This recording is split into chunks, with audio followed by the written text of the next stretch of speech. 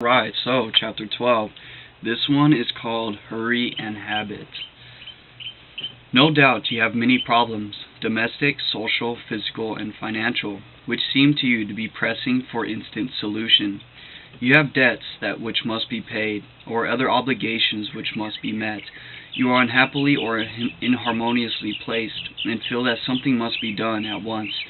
Do not get into a hurry and act from superficial impulses. You can trust God for the solution of all your personal riddles. There is no hurry, there is only God, and all is well with the world. There is an invincible power in you, and the same power is in the things you want. It is bringing them to you and bringing you to them.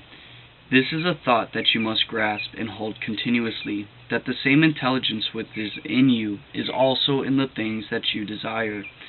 They are impelled towards you as strongly and decidedly as your desire impels you towards them. The tendency, therefore, of a steadily held thought must be to bring the things you desire to you and to group them around you. So long as you hold your thought and your faith right, all must be well. Now remember, we are all surrounded by a field of our own electromagnetism, okay? And when we are desiring something, we are setting our own personal magnetism into force, okay? And then we are pulling that thing towards us because we are consistently thinking about it. Remember, when you think it, you're sending out that electrical thought form. Remember, like traveling through the ether through the law of vibration. Okay, and you're bringing that thought form back towards you, pulling it towards you through your own magnetism. There is an invincible power in you, and the same power is in the things you want. It is bringing them to you and bringing you to them. This is a thought that you must grasp and hold continuously, that the same intelligence which is in you is in the things you desire. They are impelled towards you as strongly and decidedly as your desire impels you towards them. The tendency, therefore, of a steadily held thought must be to bring the things you desire to you and to group them around you. So long as you hold your thought and your faith right, all must go well. Now I remember reading to you guys a while ago The Law of Opulence by Wallace D.Wattles. And man, this was already like seven months ago. And he talked about the same thing.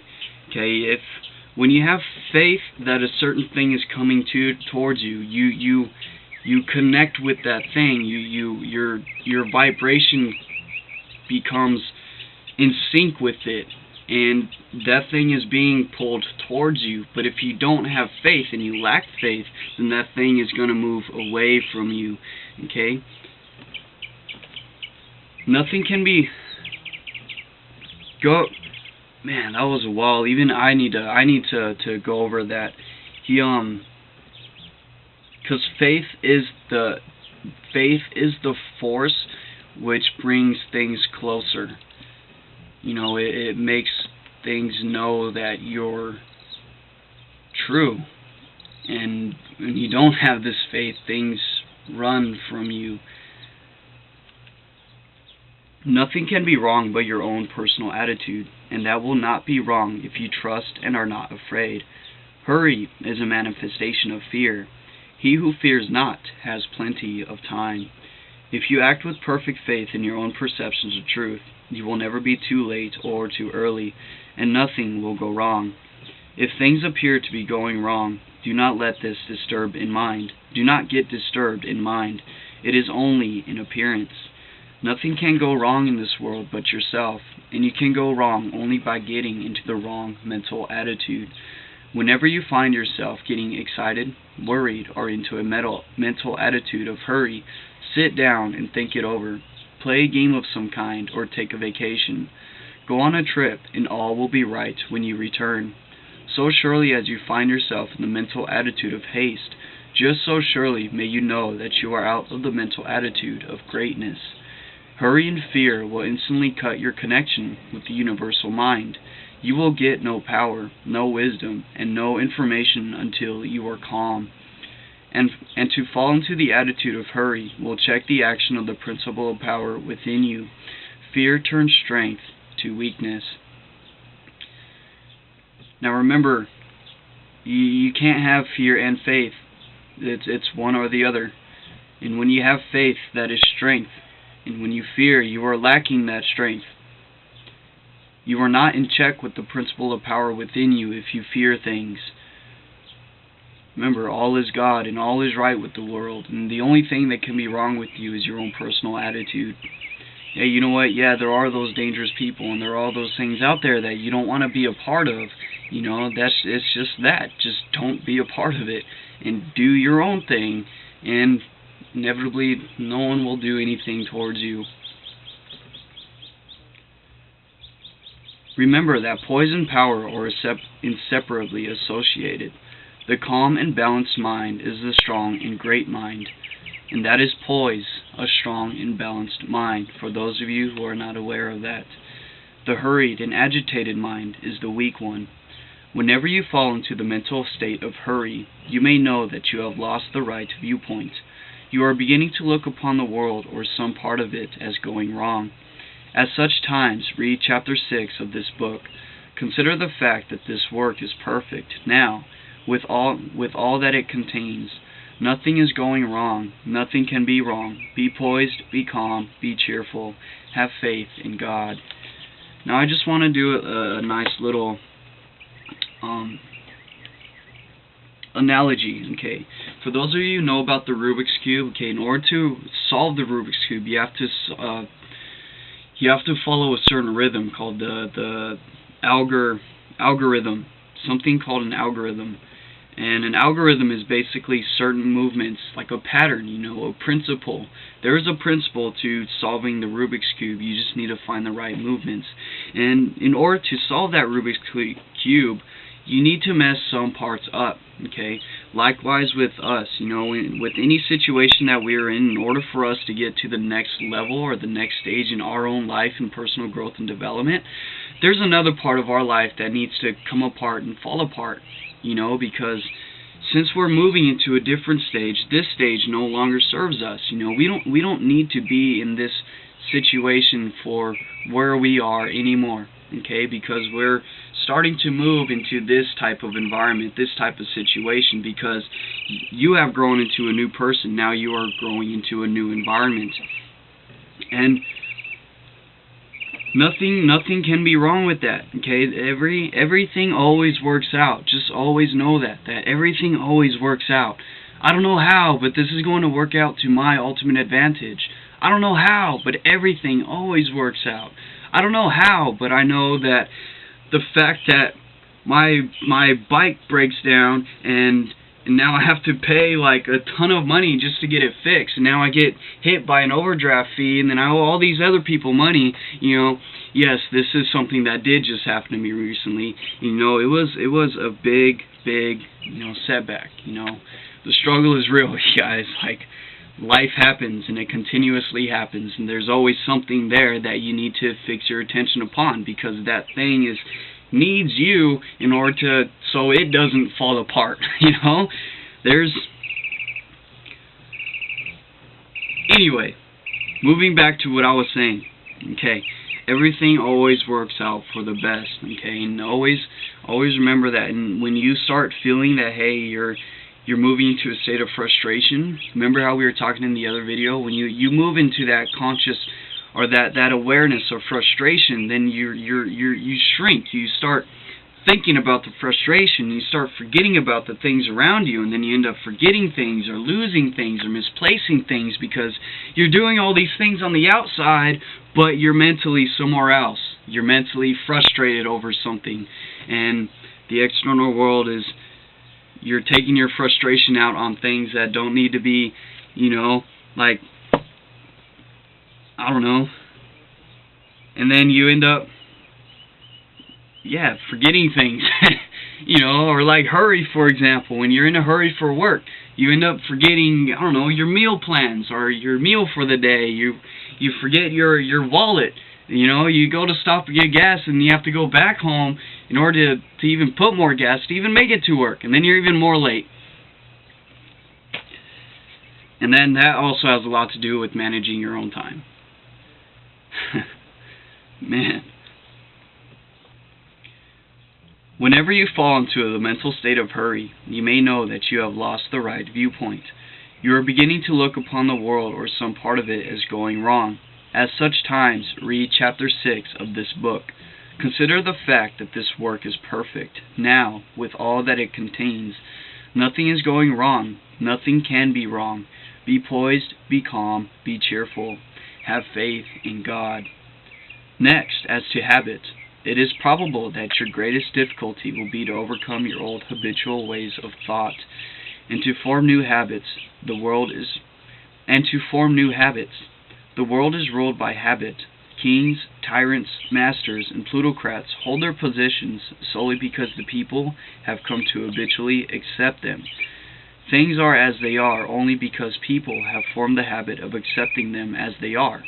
When the people change their habitual thought about government, social, and industrial institutions, they will change the institutions. Habit rules us all. Now remember, we are all creatures of habit, and it is our own thoughts that create our own habits. You know, when we think of a thing, we take the action. The more we dictate that action, the more we create the habit within ourselves. Remember, action is also an affirmation, the third level of creation. When you take the action, that is you saying, hey, this is what I am, instead of just me thinking of that being who I am. You have formed, perhaps, the habit of thinking of yourself as a common person, as one of a limited ability, or as being more or less of a failure. Whatever you habitually think of yourself to be, that you are, you must form now a greater and better habit. You must form a conception of yourself as a being of limitless power, and habitually think of yourself to be. Let me read that again. You must form now a greater and better habit. You must form a conception of yourself as a being of limitless power, and habitually think that you are that being. It is the habitual, not the periodical thought that decides your destiny. Remember, habitually, it has to be habitual because you set the forces in motion. You set brain cells in motion, and then you start to form the circuit, becoming who you are. Character equals destiny. It will avail you nothing to sit apart for a few moments several times a day to affirm that you are great, if during all the balance of the day, while you are out about your regular vocation, you think of yourself as not great. No amount of praying or affirmation will make you great if you still habitually regard yourself as being small. The use of prayer and affirmation is to change your habit of thought. Any act, mental or physical, often repeated, becomes a habit. Now remember, focus and concentration, that's what makes new habits, new mental habits. You have to think new. The purpose of mental exercise is to repeat certain thoughts over and over until the thinking of those thoughts becomes constant and habitual. The thoughts we continually repeat become convictions. What you must do is to repeat the new thought of yourself until it is the only way in which you think of yourself. Habitual thought, and not environment or circumstance, has made you what you are. Remember the thinking substance in which we all are. Whatever we think, we take on the form. Every person has some central idea or thought form of himself, and by this idea, he classifies and arranges all the facts and external relationships. You are classifying your facts either according to the idea that you are a great and strong person, or according to the idea that you are limited, common, or weak.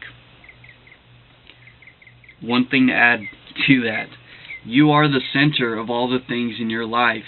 Okay, your environments will change as soon as you change.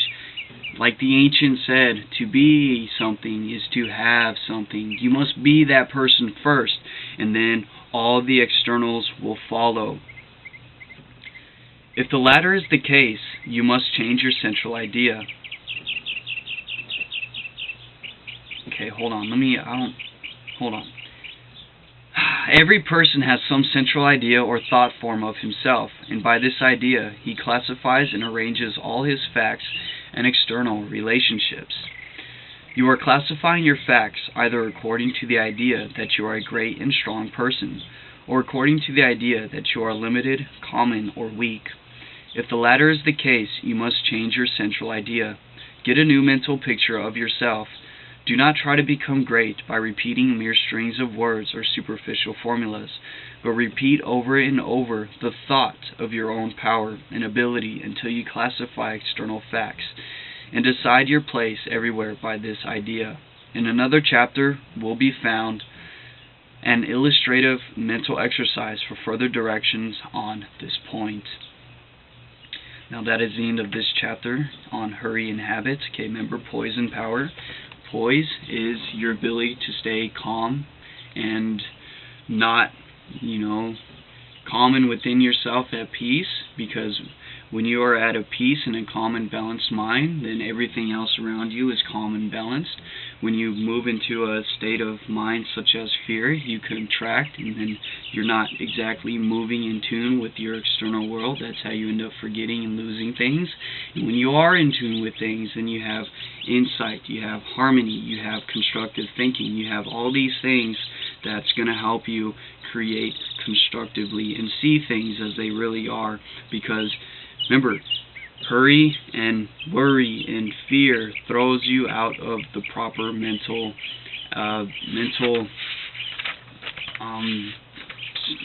frame of mind. There was I want to read the quote that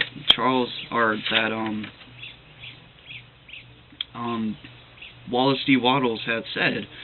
That, where is it?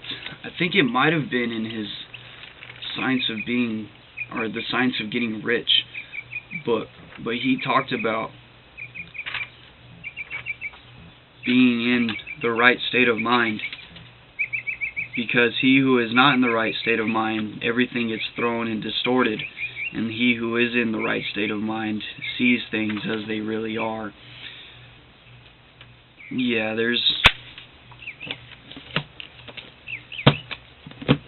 that is the end of chapter